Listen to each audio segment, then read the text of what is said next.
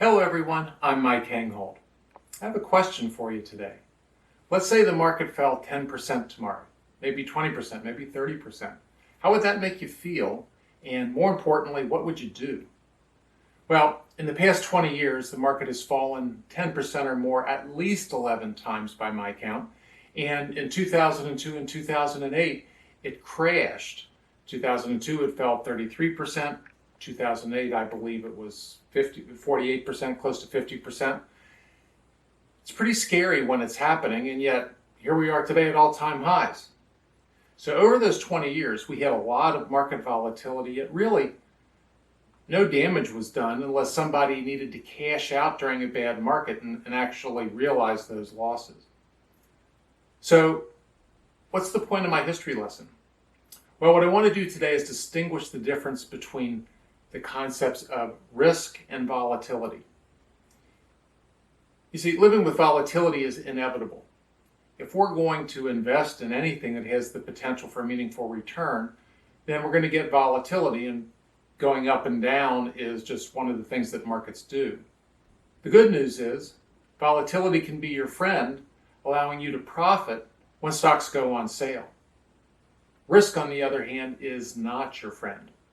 Risk is what people take when something bad can happen. Race car drivers take risks. Skydivers take risks.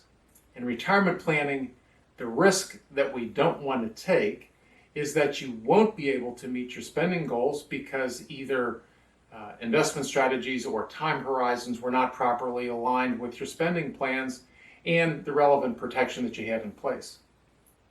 So how do you eliminate the risk of financial failure while still living with and hopefully profiting from volatility? Well, for starters, you need to have a plan. You need to have a retirement income plan that's based on your family's goals and your financial resources. So it's going to be different for everybody. In addition to the plan on how much you want to spend, you need to include strategies to safeguard that spending, things like guardrails, estate documents, strategies to deal with financial setbacks should they occur. That might be parents that need health care that they can't afford that you need to chip in on, or if kids get into some problems. Also, one of the hardest things for many people to get comfortable with, especially when they're newly retired and if the market is volatile right off the bat, is to become comfortable with the fact that markets are going to do whatever they're going to do over the short term, and it's really unknowable. Therefore, a proper time horizon for portfolio planning is really, really important. Generally speaking, a window of 5 to 7 years is considered appropriate for retirement planning purposes.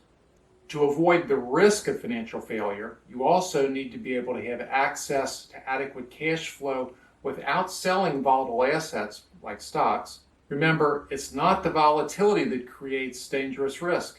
2002, 2008, markets crashed. People did fine if they weren't forced to sell. It's that being forced to sell in order to meet your cash demands that creates the risk of failure. And if you can check those items from a planning perspective, then your risk of financial failure should be all but eliminated.